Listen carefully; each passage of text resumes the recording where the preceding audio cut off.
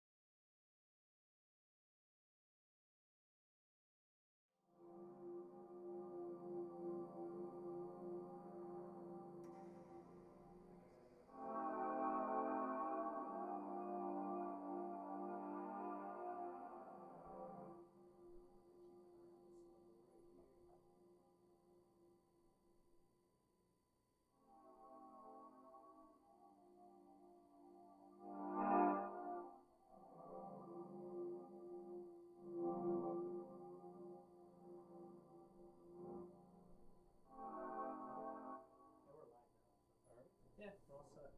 Cool. How do we sound? I think we sound just fine. Sounds good in the headphones. You sound good coming through the box there, the mixer. Yeah. Yeah. So doing what we can here.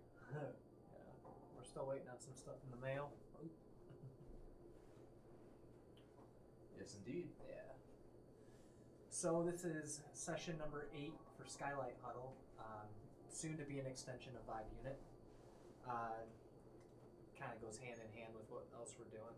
This is more I guess you'd call micro shot of some synthesizers and some more of a I guess gear side of things.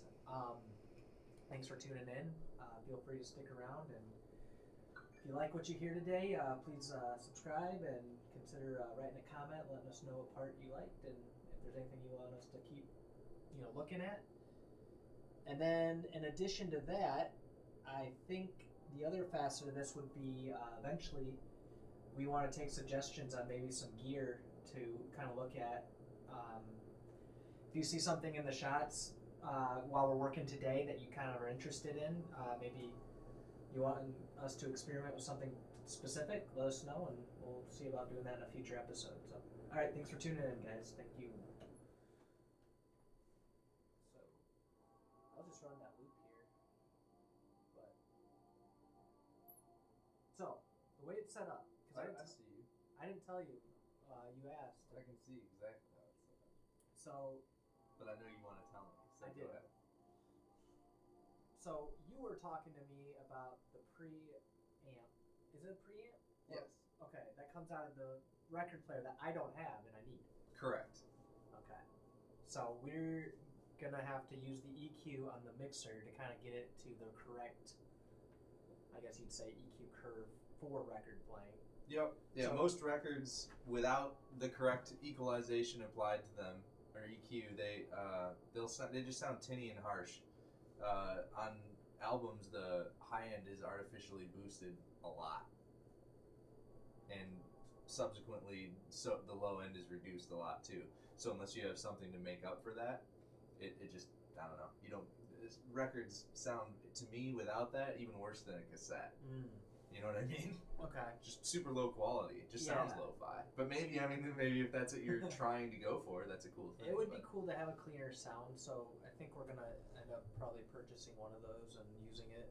I feel like it'd be easier to get it fairly clean and dirty it up various ways later. Yeah, you might as well start with a clean signal and then work your way to whatever sound you want. Absolutely. So, all right, cool. So yeah, the way it's working is we can record records. We'll try to keep it public domain. In fact, on the back of this, it shows which ones are public domain, which is kind of cool. There's actually a lot on this record. What's this? 1960 though?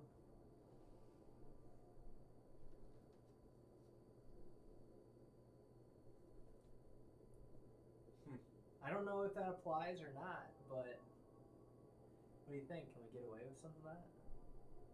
Theoretically? Do you really think they have this in their algorithm, dude? Command records? No one's ever heard of that. Who's the publisher? Alfred, yeah. I mean, I can tell you this, it's likely that anything that was public domain then is still such at this point. I still think you can get away with anything you want, basically, but So that's what an we could, interesting record. yeah, I got a lot of them. A friend from work actually gave me a whole bag full of ones he picked up overseas. So Interesting. yeah, so it's like really hard to get kind of stuff. You know, some of the stuff I kind of recognized. One of the records actually had the Pope. It was just the Pope talking, and he looks really young on the cover. That's interesting. It's very interesting. I think there's a lot of Italian on there. Would make sense. So I don't know how he got that record, but it's just got the Pope on there with prayer hands, and he's Iconic, dude. just looks really Like, what an album cover, dude. If you're the Pope and you're about to drop a mixtape, yeah. like, We might have to some point. you know, he Um, might. The Pope does crazy stuff now, dude. He might have a mixtape in the works. Who would know? So essentially, what we can do is record ideas off this record into the poly-N and then loop that kind of stuff back. Since we have the correct EQ here, whatever we stream out from here is going to be correct for records. I don't know what that can say for any other piece of the puzzle or whatever, but It's just gonna mean that, like, your hi-hats are gonna sound tinny and weak, yeah. and So- your bass drums are gonna be way over the top. So Alright. maybe I should handle the low end over Yeah, here. You're so- sending me MIDI, correct? Yes, I Time am. code at least? This is technically taking MIDI now to kind of sync it with a tempo sync, but I'm still trying to figure out how to make it where it doesn't start the sequencer. There's like you'd think it'd be like a receive, start, and stop, but I just haven't found it in the settings yet. If that gets to be a problem, I'll just pull this and there won't be MIDI set at all. So that's what we have. And then for our send bus, we have echoes delay going into a walrus slow, and we can make some real washed out warbly sounds from post after the record been recorded if we want, or we can do it during the record playing, which is kind of cool. I can record parts in the echoes that we like, and we can modulate them from there. However, so yeah. It's funny how we just started doing this sort of setup last week with, basically pedals as outboard effects.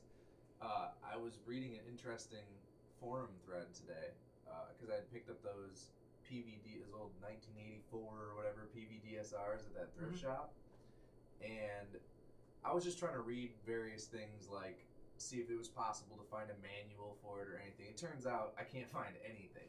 But I did find a thread where people just were discussing basically like secret weapon gear that's like just random BS that they've picked up over the years. They're just like, I can't part with it because I like this about it or whatever. And it was interesting because people were talking about using cheap guitar pedals as effects for vocals and all sorts of different things. And it got me wondering, and I kept scrolling. It was like a 6-page thread or something.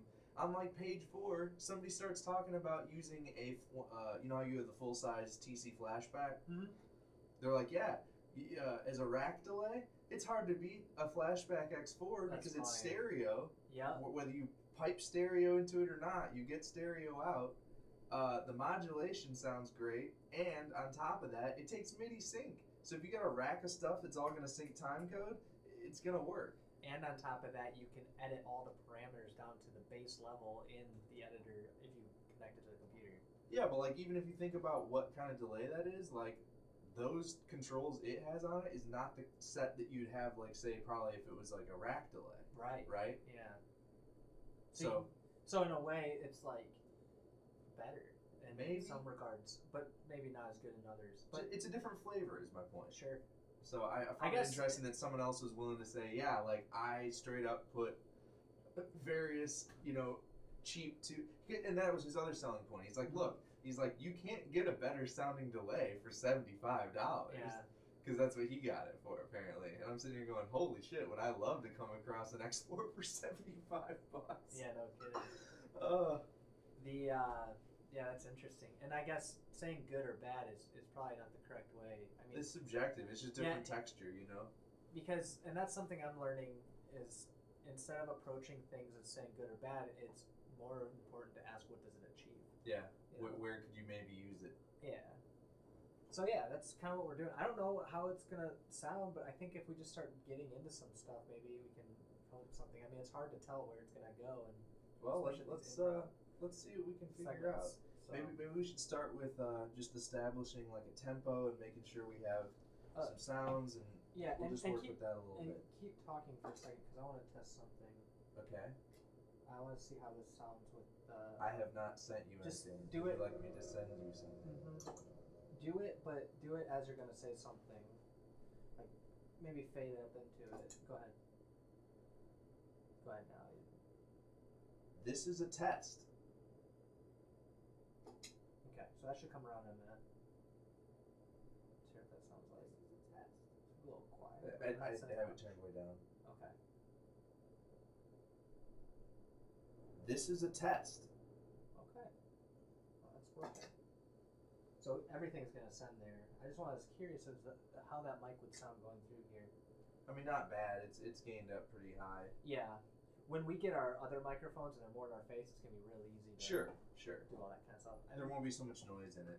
Yeah. All right. Well, let's maybe start, like I said, with just some rhythm. Okay. And see what we can do from there. If I'm not mistaken, is yours still synced to mine? Yeah, yours is. So hold on. For now, we're gonna start this out.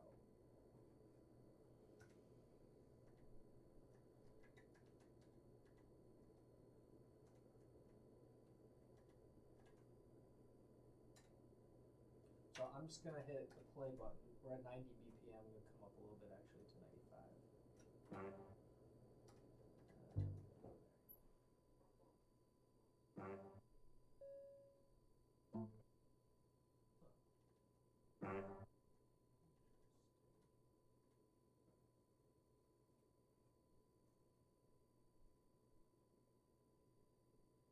So yeah, theoretically you should have something going. But yeah, I think you have to turn up the faders on the there it is.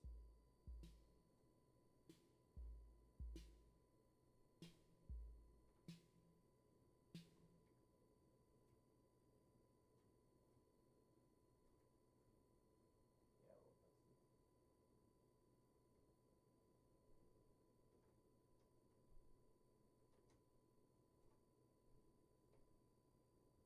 Now I think you can stop it, but you can't start it. So let me know if you want me to start it. Just cleaning it out real quick.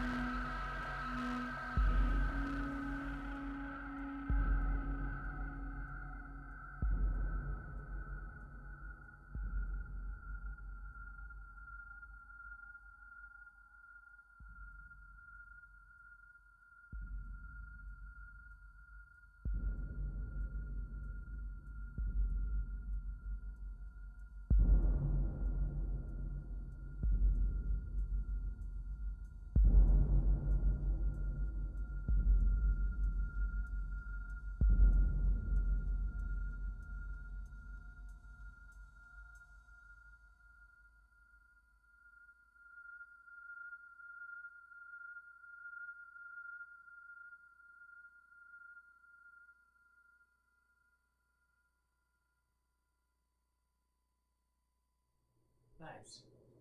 That was dope, dude. That was pretty killer.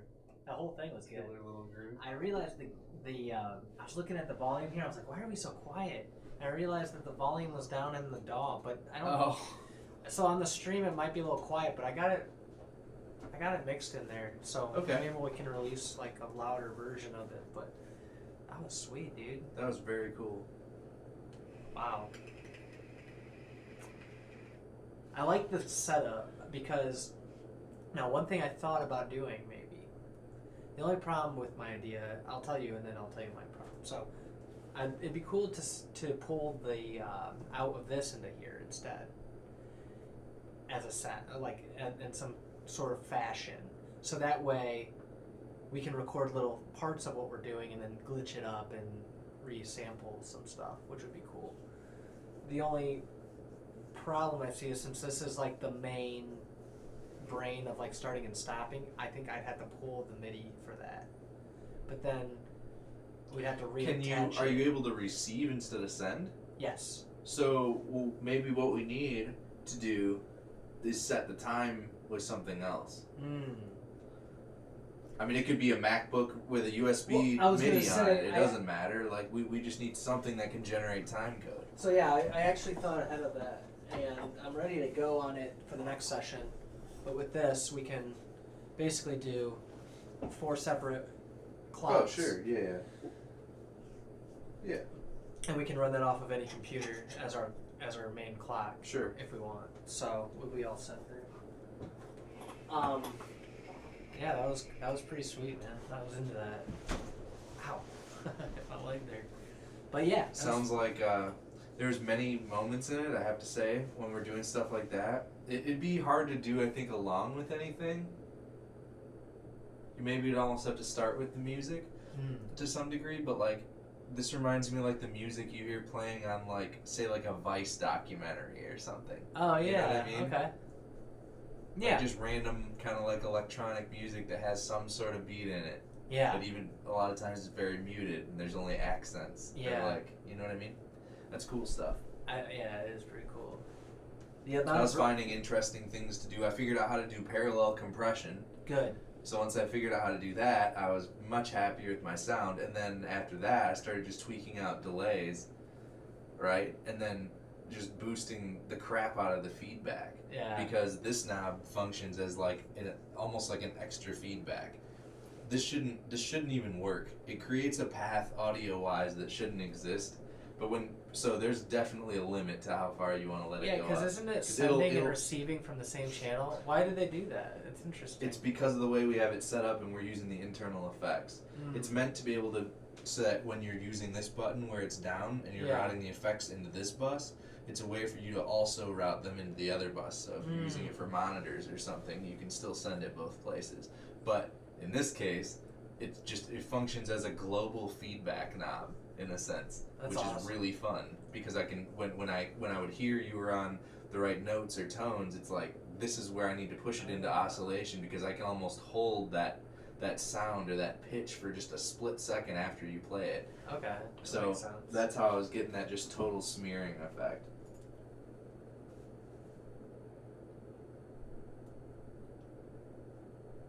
So yeah, I'd say pretty successful. Pretty successful. Yeah. Play on that.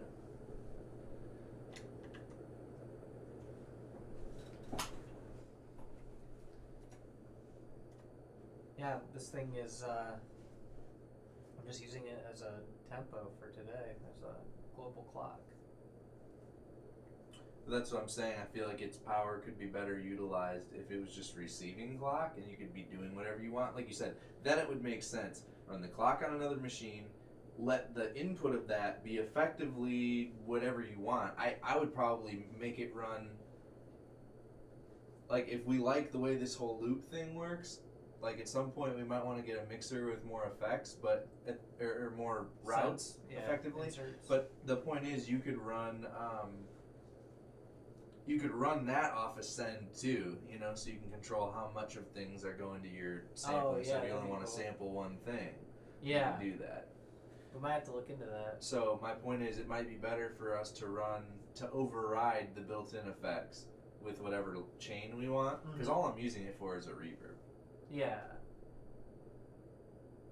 And if you want to play with loopers, I'm suggesting the better way to do that would be to just take come off of the send, but instead of coming back into the return, just patch it back into a channel. Yeah, that makes sense. Because you're basically using it as an instrument anyway at that point. But yeah, we're gonna have to get more channels. Yeah. It's a lot of fun though. Yeah. So, yeah, what's next? Well, what would you like to do? Yeah. I really liked what we were doing there. I almost kind of feel like doing more of that, but it's like starting one up again, you know? Well, let me clear this. So that's all set. Oh, it just starts when you... You should just start some.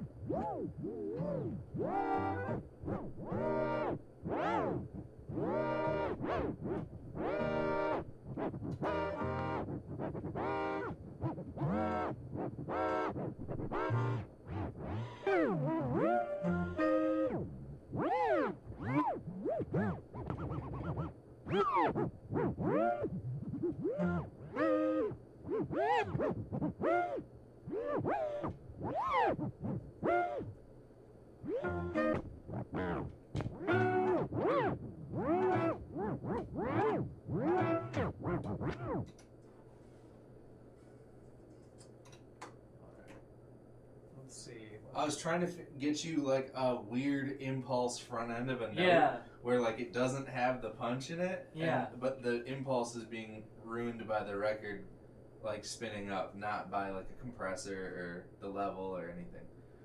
Okay, let me save this real quick.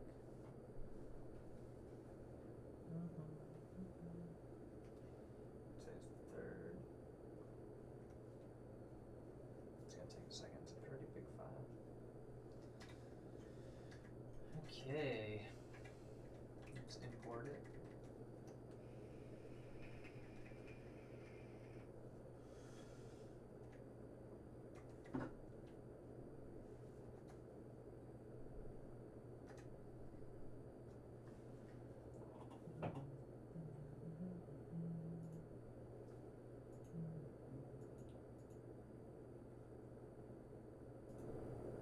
There you go. So let's see, what do we got in here?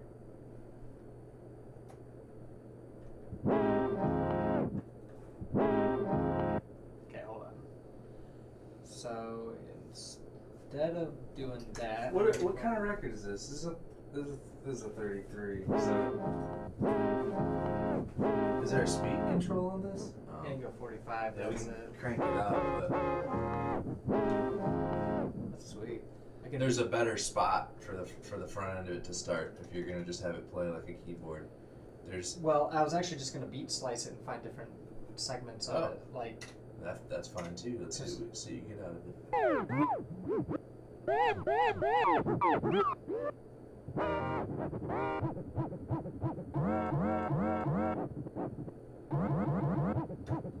that's awesome. That's the stuff I was talking about. Hold on a second. Can I see You want to swap? Just for a second. Just because this is my thing. I don't know how to operate this, but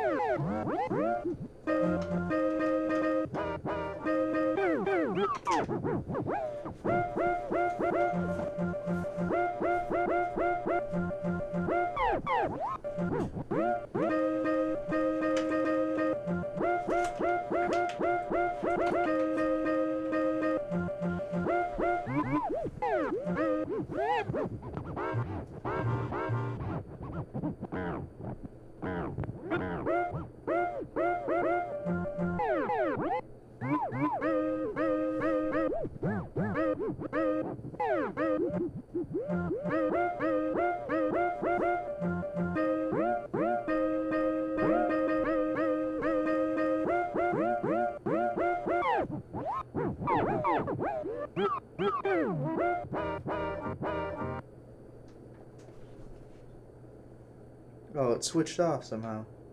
Did I hit the wrong thing? Did it freeze? I've had a software issue on that. Try rotating the knob. Okay, hold on. Can I turn off? Okay, it's gonna be back where it was.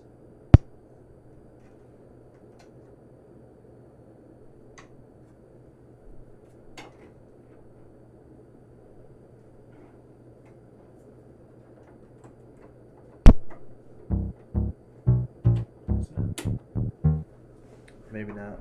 Do we lose it? We can reload the sample. Go to sample loader and go down to the bottom one with you have to use the arrow keys to select. Now you can go down. Is it that? Yep. 8-3? Yep, and then go to That's the one.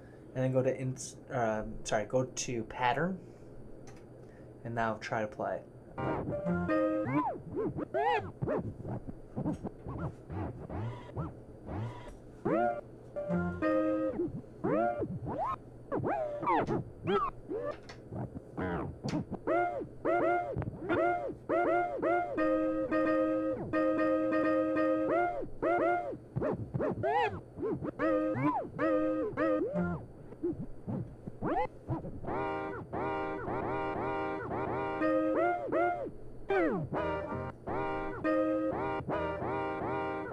That's nice.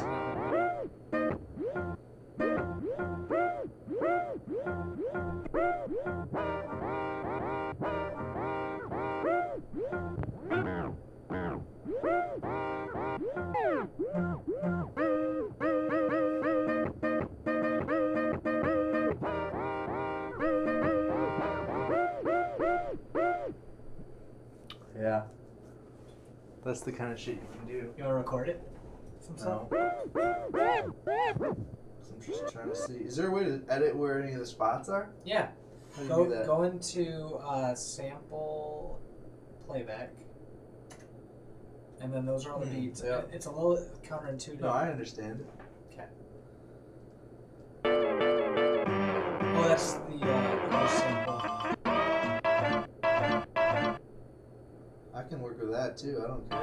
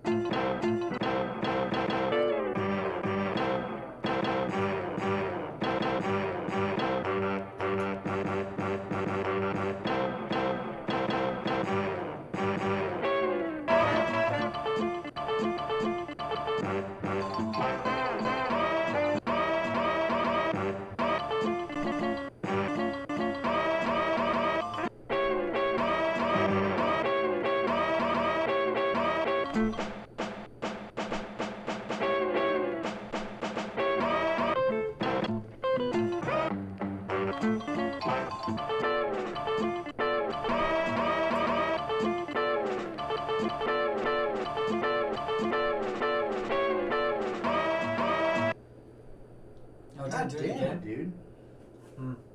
That's annoying. It is a little bit annoying. I mean, maybe I'm just doing stuff too fast, but like I'm just kind of treating it like an NPC or any other thing like that. It just doesn't. Which channels was it? These two? Yeah, good. Why do you think it does that? I don't know. I'm sure. We should reach out to Polyend. Yeah, we should. They might have resolved the issue, and I need to update this firmware. Yeah, that's something you should keep up on with devices like this. Yeah. There's probably stuff always being. I know that Polyend is really good customer service about it, so if I did reach out to them, they would be really receptive to it.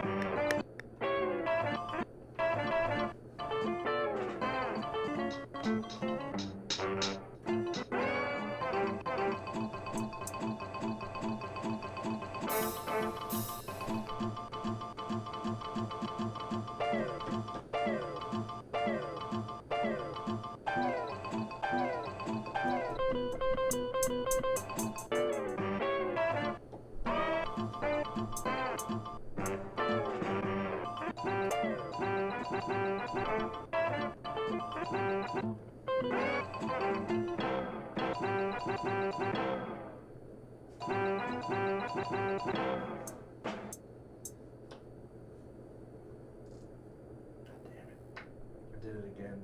Really? Yeah. I don't know, bro. I don't think you can use it like an NPC without crashing it out. Well, I'll try the firmware update if there's. I'll check if one's available now and see if that resolved. Yeah, very odd. The concept's cool though. I like the idea of that in a box, you know, but may need some refinement.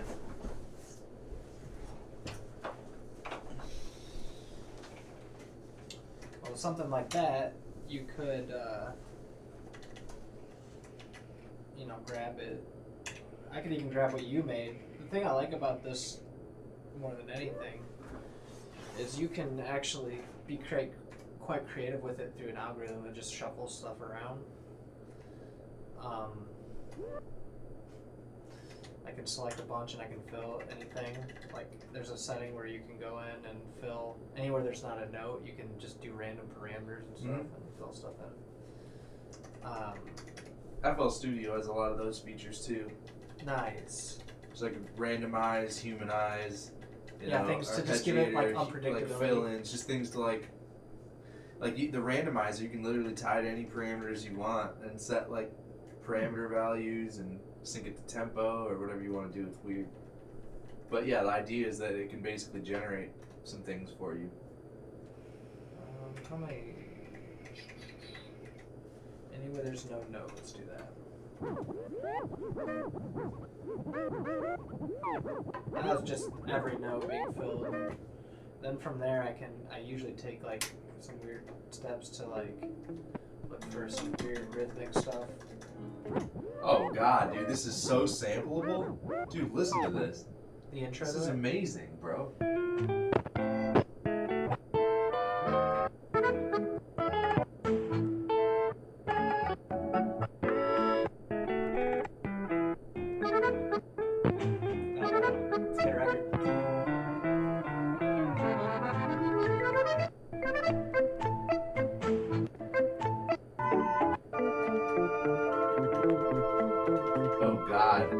This is the section to sample.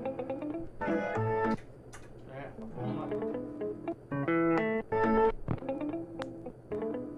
me know when.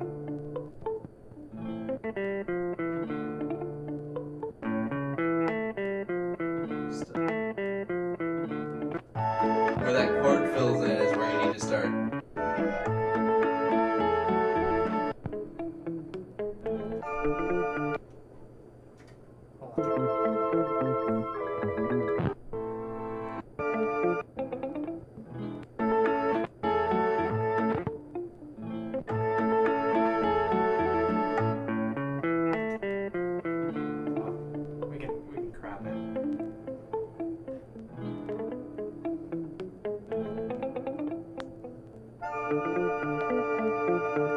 Like 20 seconds.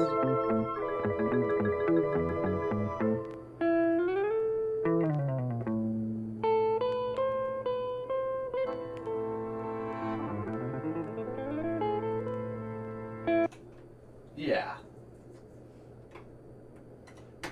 Yeah. I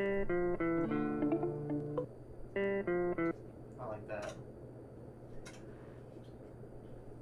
I'm curious, what does it do with that one if you tell it to like slice? Yeah, I'll do that for you in a second. Oh, you have to save the sample first. Yeah.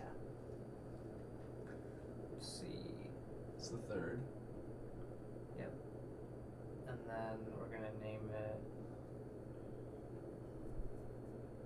Yeah, well, just give me some idea of the name. It's called Roman Guitar. Okay.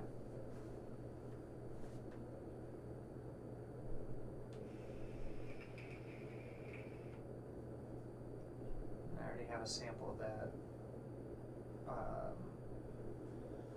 Called Roman Guitar, so we're gonna call it Roman 2. So you could say Roman minor.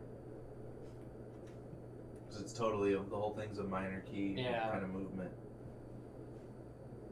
Okay, and then I pressed the wrong button, so we'll have to actually go in and load it. There it is.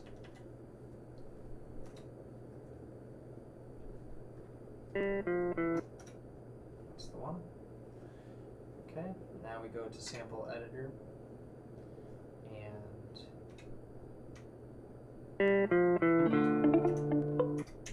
apply the normalize real fast just to give it a little bit more. And then we're going to go to sample playback and go down to beat slice, auto slice. Confirm, what does it give us?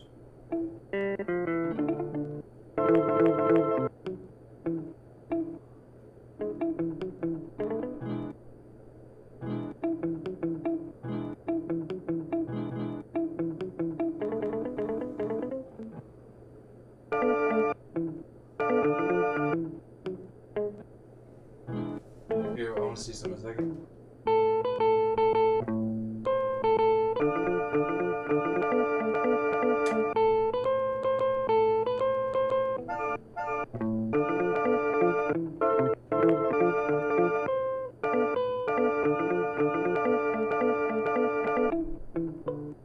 I like that. I like the ethereal so that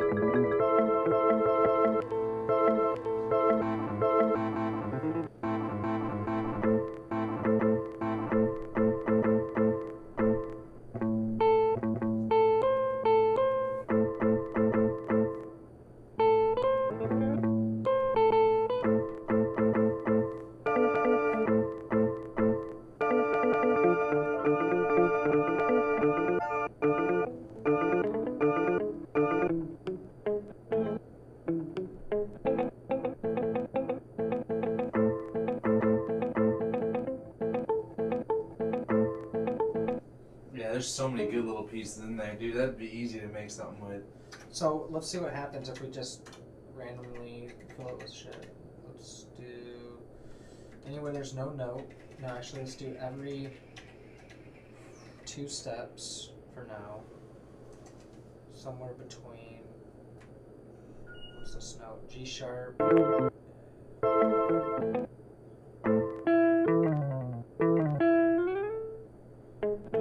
right here. I want something in random in there.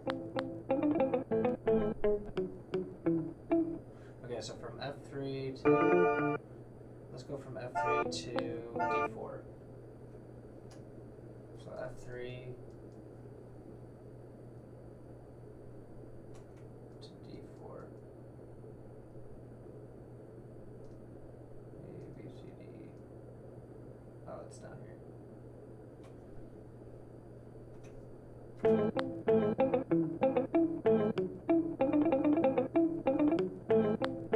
Now, let's clean it up a little bit.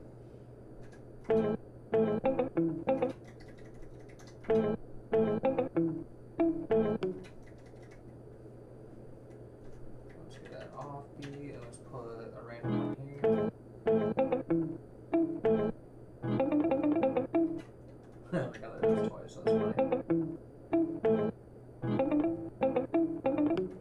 I want that B3, but I want it up here.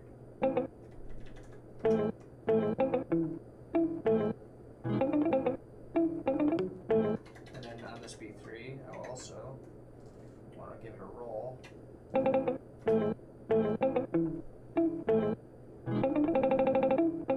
Okay, so here's what I want to try. Put a beat over that. Okay.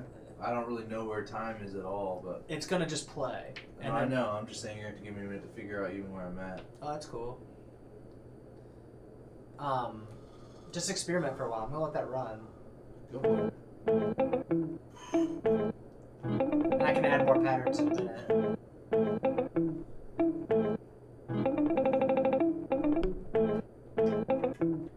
Because once you start, once you add in some stuff, it's gonna start.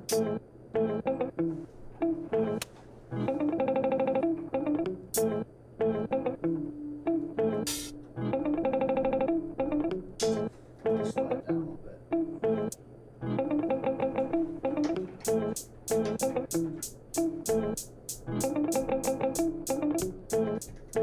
Get rid of this one too.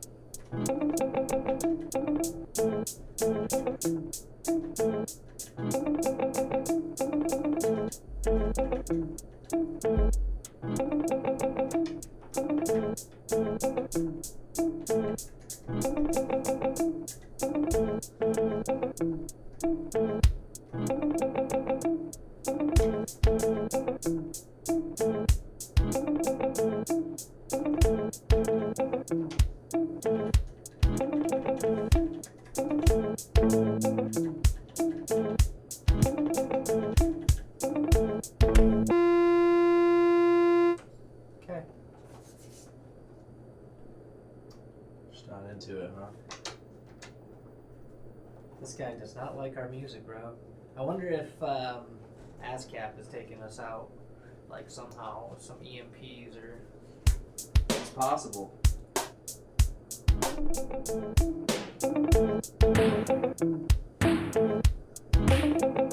That sounds dope,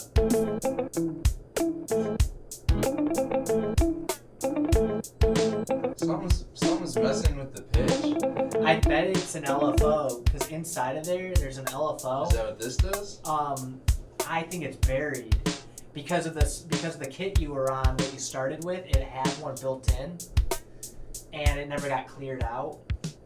So if you can find that in the utility or like in the kit settings, like if you hold down. I forgot there was just straight up kits. Don't worry, I already took care of it.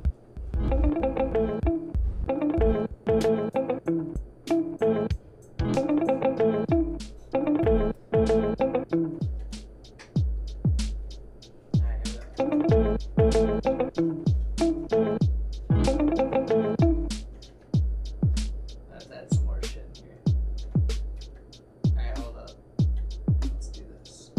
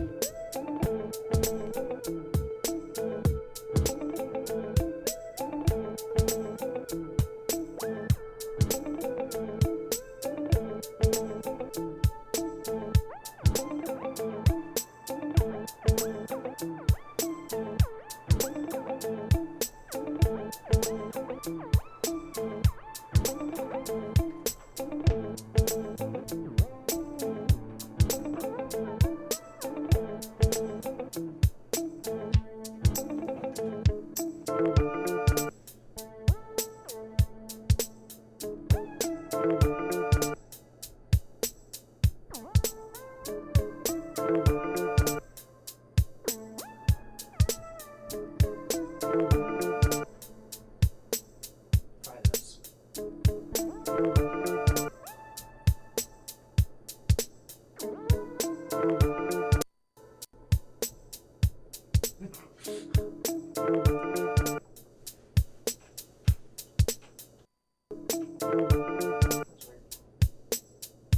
recording.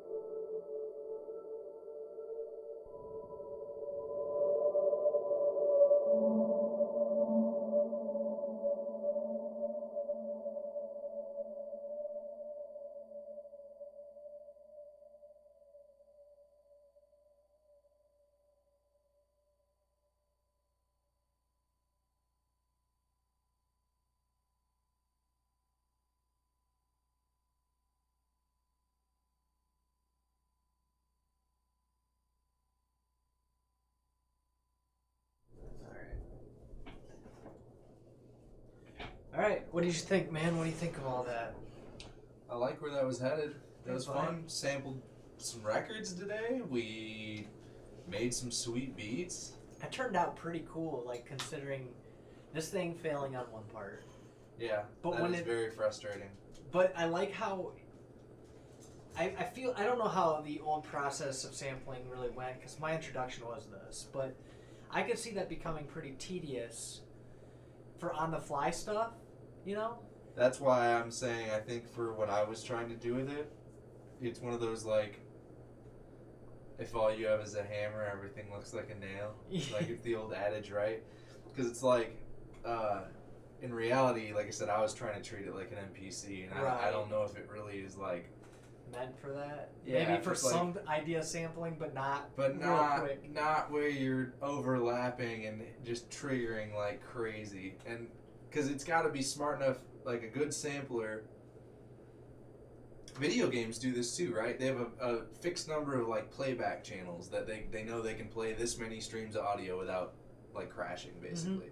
What you have to do is, and it's like you have to have almost like a first in, first out. You have to know like what channel started playing last, so that when you run out of channels, the first thing to get dropped is the last thing one. that got touched that had something going into it. So my point is, it seems to me like maybe they're not. There has to be a certain point where too many samples are overlapping, and you gotta just start cutting off ones that you don't have time to finish the playback of. Yeah. I don't think that does that. Yeah, Because I think because it seems there's a certain point it gets to where you've played. It's like you get to hit a bunch of buttons, and you can hit them all really fast, but enough time goes by, and it just like hasn't stopped playback of previous samples, and it just crashes. That makes sense. And maybe there's a firmware update that come down the pipe that I'll have to check into, see if that's been resolved. Makes me wonder though too, like now that we have an outlet for this and we're experimenting with more outboard stuff and synths and whatnot, it's like maybe I should get a sampler, like the kind that I like to use. You should. Because that's like, you like to do that. Yeah, definitely. But like I like to slice on something different. Even though this is like, you can do some of this audio sampling and stuff on this thing, I think it's cool for the mobility of it.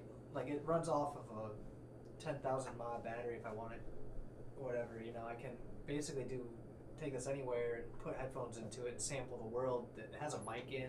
Yeah.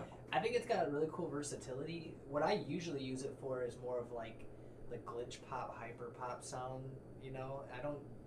The whole sampling thing's kind of new to me, but this is kind of neat because you can so much versatility. I mean, it does everything mediocre, I would say, if I had to be honest about this thing. Jack all trades, master of none. Yeah. Kind of thing. Like, you can't get real deep in, like, they have a wavetable thing in here, but you can't get real deep in the settings.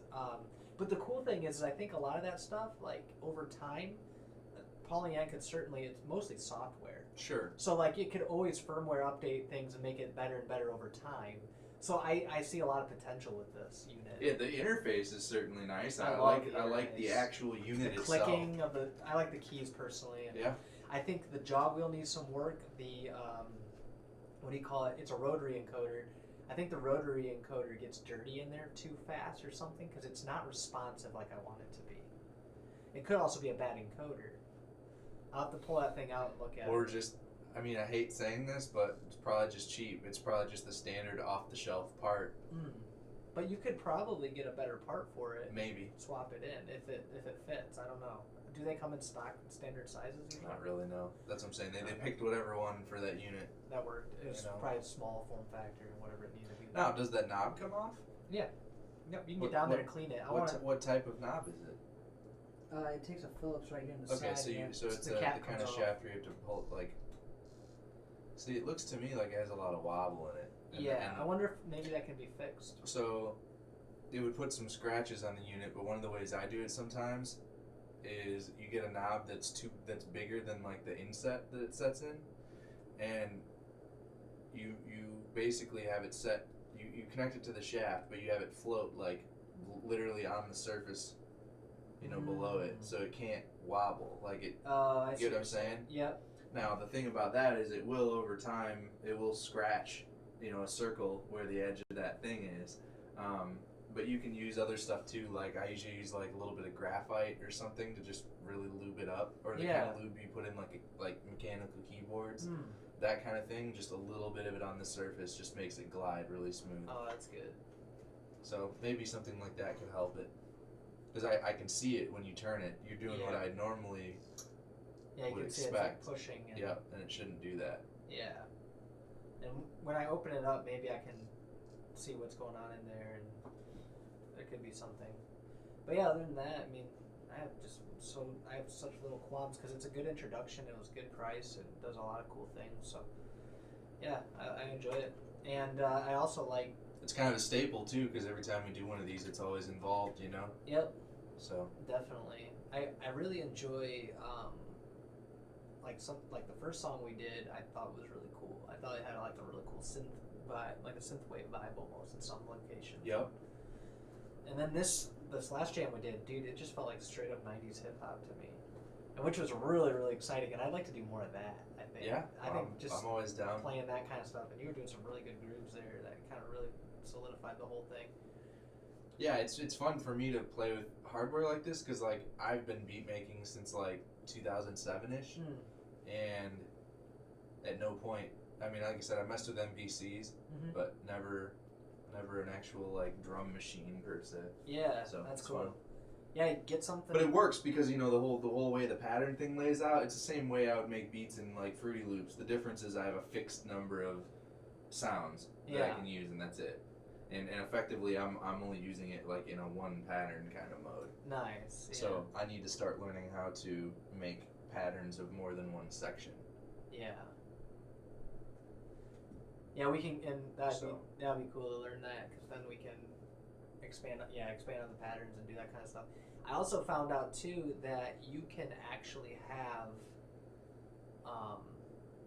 multiple patterns like timed at the same.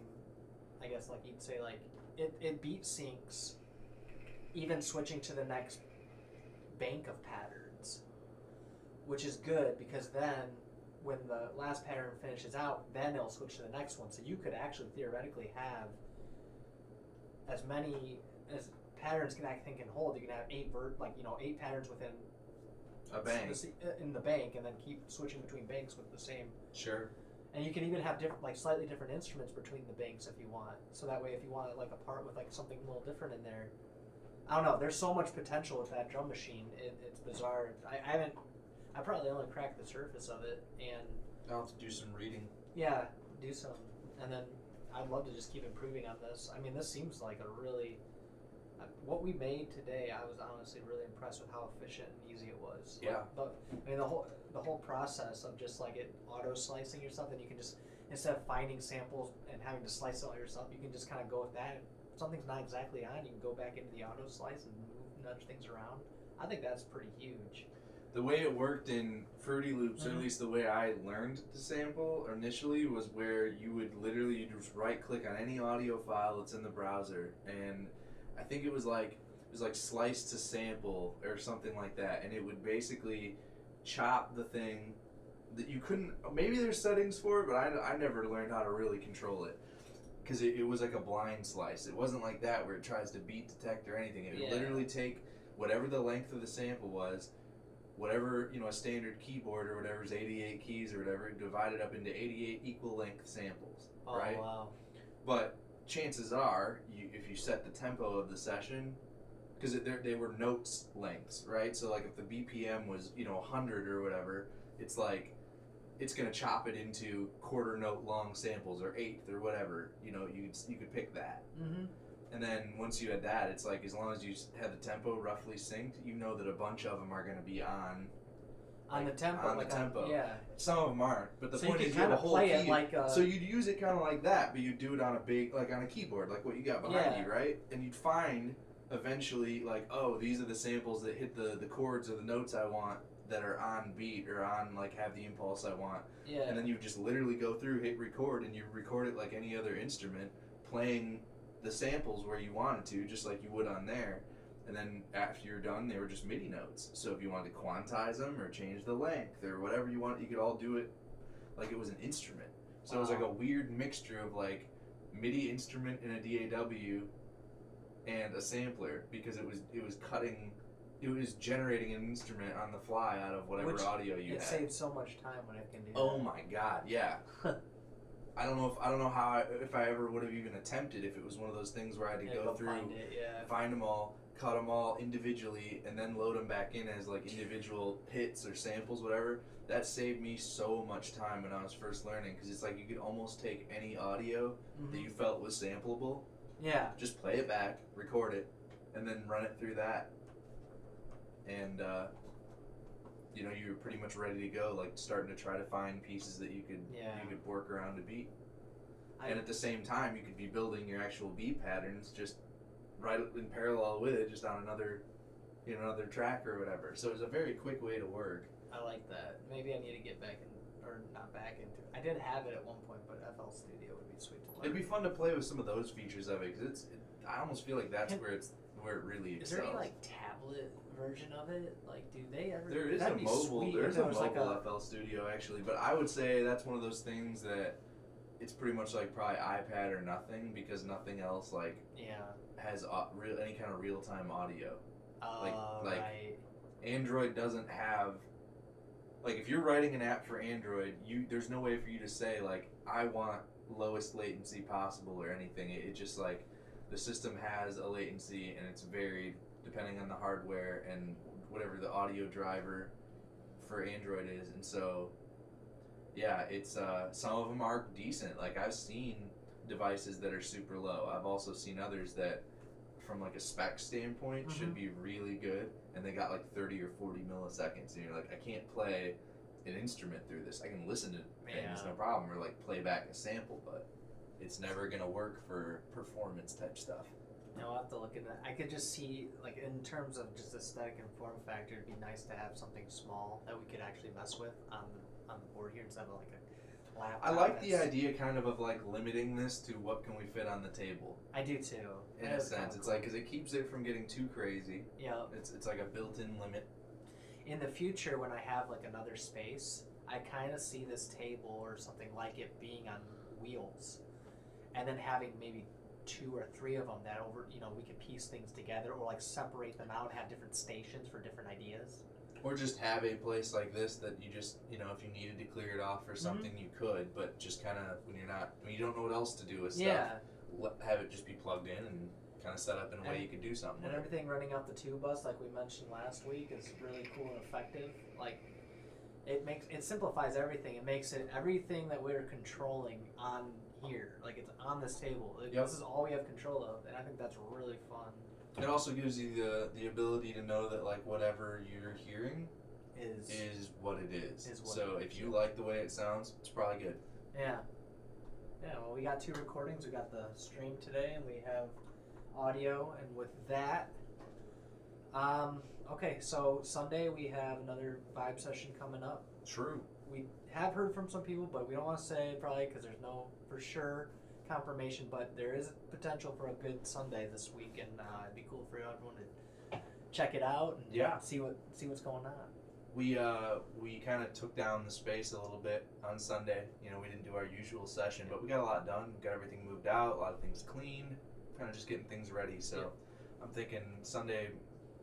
I haven't even decided yet. I have, today's Tuesday, so I have like 4 days, 3 days, something like that, to make a decision about how to set it up. And to be honest, I haven't even decided if it's going to stay the same.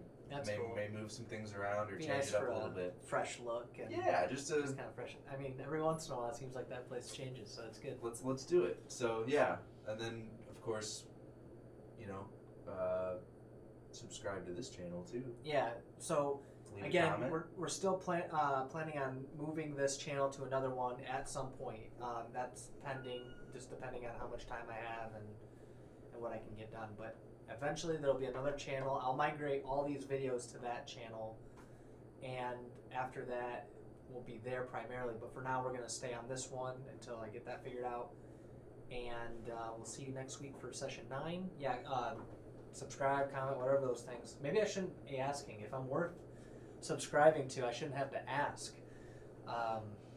So maybe I should just keep doing my thing and let you guys make that choice. But you're thinking about it too much. Perhaps. But good luck trying to get me to stop. True. So, all right. Thanks, Cool. guys. Well, have a great rest of your week. We'll see you next